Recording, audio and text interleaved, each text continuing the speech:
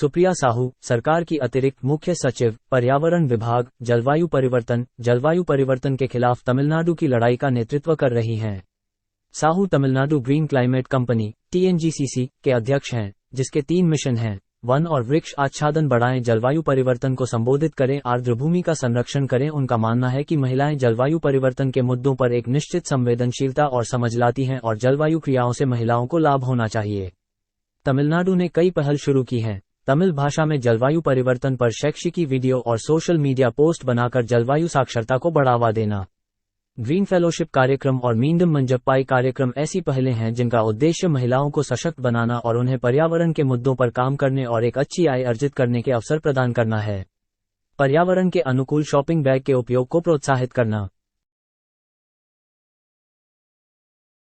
Retreat Wadia institute of Himalayan geology के वैज्ञानिकों द्वारा किए गए एक हालिया अध्ययन में पाया गया कि मलबे के आवरण में परिवर्तन ग्लेशियर की सतह को कम करने, सिकुड़ने, पीछे हटने और द्रव्यमान संतुलन में महत्वपूर्ण भूमिका निभाता है। अध्ययन ने यह भी पुष्टि की कि ग्लेशियर पीछे हटने की दर जलवायु परिवर्तन, ग्लेशियर स्थलाकृति और आकारिकी द्वारा नियंत्रित होती है। ग्लेशियर रिट्रीट क्या है? हिमनदों का पीछे हटना तब होता है जब हिमनदों का पिघलना नई मौसमी बर्फ की तुलना में तेजी से होता है और बर्फ के जमा होने का समय होता है। पृथ्वी पर कुल पानी का 2.1% ग्लेशियर में है, जबकि 97.2% महासागरों और अंतर्देशीय समुद्रों में है। 91% ग्लेशियर अंटार्कटिका में है और 8% ग्रीनलैंड में है। वे दुनिया के कुल भूमि क्षेत्र के लगभग 10% हिस्से पर कब्जा करते हैं। फिनिफिकेशन, हिमनदों के हिमनदों, घने, दानेदार बर्फ में संघनन द्वारा हिमनदों के निर्माण की प्रक्रिया। बंदरगाह, नौवहन और जलमार्ग मंत्रालय ने घोषणा की है कि कार्गो और यात्री जहाजों की आवाजाही के लिए 23 नदी प्रणालियों को विकसित किया जाएगा ताकि सस्ते परिवहन लागत पर कार्गो और यात्री जहाजों की आवाजाही में सुधार के लिए अंतर्देशीय जलमार्गों का उपयोग किया जा सके। लाभ, माल ढुलाई की कम लागत। 2014 की राइट्स रिपोर्ट के अनुसार रेलवे के मामले में 1.36 रुपये प्रति किलोमीटर और जलमार्ग में लगभग 1.06 रुपये प्रति किलोमीटर की तुलना में सड़क मार्ग से माल ढुलाई की लागत 2.50 रुपये प्रति टन किमी है। पर्यावरण के अनुकूल और कम वायु प्रदूषण, कम रखरखाव, भीतरी इलाकों से बेहतर कनेक्टिविटी। सरकारी पहल, जलमार्ग विकास परियोजना JMVP, गंगा के हल्दिया वाराणसी खंड पर NW1 का हिस्सा, एकीकृत राष्ट्रीय जलमार्ग परिवहन ग्रिड, कई राष्ट्रीय जलमार्गों को एक दूसरे से और सड़कों, रेलवे और प्रमुख बंदरगाहों से जोड़ने के लिए। हाल ही में गोवा में मंडोवी नदी पर पंजिम से वास्को के बीच NW68 का काम पूरा हुआ। अंतर्देशीय पोत अधिनियम 2021 यूरोप एक चंद्र समय क्षेत्र के लिए जोर दे रहा है। क्षितिज पर पहले से कहीं अधिक चंद्र मिशनों के साथ यूरोपीय अंतरिक्ष एजेंसी चंद्रमा को अपना समय क्षेत्र देना चाहती है। चंद्रमा के लिए समय क्षेत्र चाहिए। विभिन्न देशों और संस्थाओं, सार्वजनिक और निजी के बीच संपर्क को सुव्यवस्थित करने के लिए, जो चंद्रमा के आसपास और उसके आसपास यात्राओं का समन्वय कर रहे हैं। जबकि अंतरिक्ष स्टेशन का अपना समय क्षेत्र नहीं है, ये समन्वित यूनिवर्सल टाइम या UTC पर चलता है, जो परमाणु घड़ियों पर आधारित है। पृथ्वी पर समय को परमाणु घड़ियों द्वारा सटीक रूप से ट्रैक किया जाता है, लेकिन चंद्रमा पर समय को सिंक्रोनाइज करना मुश्किल होता है क्योंकि वहां घड़ियां तेजी से चलती हैं, प्रतिदिन लगभग 56 माइक्रोसेकंड या 1 सेकंड का मिलियनवां भाग प्राप्त करती हैं।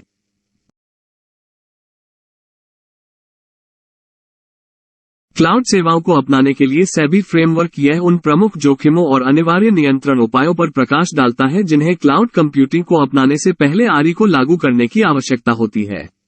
यह आरई द्वारा विनियामक और कानूनी अनुपालन भी निर्धारित करता है यदि वे इस तरह के समाधान अपनाते हैं। ढांचे में शासन, जोखिम और अनुपालन GRC, क्लाउड सेवा प्रदाताओं CSP का चयन, डेटा स्वामित्व और डेटा स्थानीयकरण इत्यादि शामिल है। आरई के सभी नए या प्रस्तावित क्लाउड ऑनबोर्डिंग असाइनमेंट या प्रोजेक्ट के लिए दस्तावेज तुरंत लागू होगा। मौजूदा आरई जो वर्तमान में क्लाउड सेवाओं का उपयोग कर रहे हैं, उन्हें 12 महीनों के भीतर ढांचे का पालन करना चाहिए। क्लाउड सेवा क्या है? क्लाउड कंप्यूटिंग कंप्यूटर सिस्टम संसाधनों, विशेष रूप से डेटा स्टोरेज और कंप्यूटिंग शक्ति की ऑन डिमांड उपलब्धता है। लाभ, क्लाउड अधिक लचीलापन और विश्वसनीयता प्रदान करता है, प्रदर्शन और दक्षता बढ़ा। अवैध मत्स्यन और रेत खनन जैसे मानवजनित खतरों ने दक्षिण मध्य नेपाल में चितवन नेशनल पार्क CNP से बहने वाली राप्ती नदी के मगरमच्छों क्रोकोडिलस प्लॉस्ट्रिस हेतु खतरा पैदा कर दिया है, जो बिहार के वाल्मीकि टाइगर रिजर्व, राज्य का एकमात्र बाघ अभयारण्य, से लगा हुआ है। वर्ष 1973 में स्थापित चितवन नेशनल पार्क नेपाल का पहला राष्ट्रीय उद्यान है। इस उद्यान में एकल सींग वाले एशियाई गैंडों की अंतिम आबादी रहती है। सीएनपी के स्थानीय जातीय और नदी पर निर्भर समुदायों को आजीविका के अवसरों के साथ प्रभावी संरक्षण एवं प्रबंधन कार्यक्रमों में एकीकृत करने को प्राथमिकता देने की सिफारिश की गई है। मगर या माश मगरमच्छ विश्व स्तर पर पाए जाने वाले मगरमच्छों की 24 मौजूदा प्रजातियों में से एक है। ये भारत, पाकिस्तान, नेपाल और ईरान में पाई जाती है। प्रजातियों को अंतर्राष्ट्रीय प्रकृति संरक्षण संघ international union for conservation of nature IUCN की रेड लिस्ट में सुभेद्य के रूप में सूचीबद्ध किया गया है। इसे वन्यजीवों एवं वनस्पति देश के सर्वोच्च न्यायालय के मुख्य न्यायाधीश सहित पाकिस्तान के प्रतिनिधिमंडल ने शंघाई सहयोग संगठन SCO के सदस्य देशों के सर्वोच्च न्यायालयों के मुख्य न्यायाधीशों की 18वीं बैठक में भाग नहीं लिया। भारत का सर्वोच्च न्यायालय नई दिल्ली में शंघाई सहयोग संगठन SCO के सदस्य राज्यों के सर्वोच्च न्यायालयों के मुख्य न्यायाधीशों की 18वीं बैठक की मेजबानी करेगा। पहली बैठक 2006 में शंघाई में हुई थी। 17वीं बैठक दुशांबे में हुई थी। भारत ने समरकंद घोषणा के माध्यम से 2022 में 1 वर्ष के लिए SCO की घूर्णी अध्यक्षता ग्रहण की। बैठक में भारतीय भागीदारी में भारत के मुख्य न्यायाधीश और सर्वोच्च न्यायालय के न्यायाधीशों के अलावा अन्य शामिल होने की संभावना है। वर्तमान में 8 देशों को SCO के पूर्ण सदस्य का दर्जा प्राप्त है। भारत, कजाखस्तान, चीन, किर्गिज़स्तान, रूस, पाकिस्तान, तजाकिस्तान, उज़्बेकिस्तान।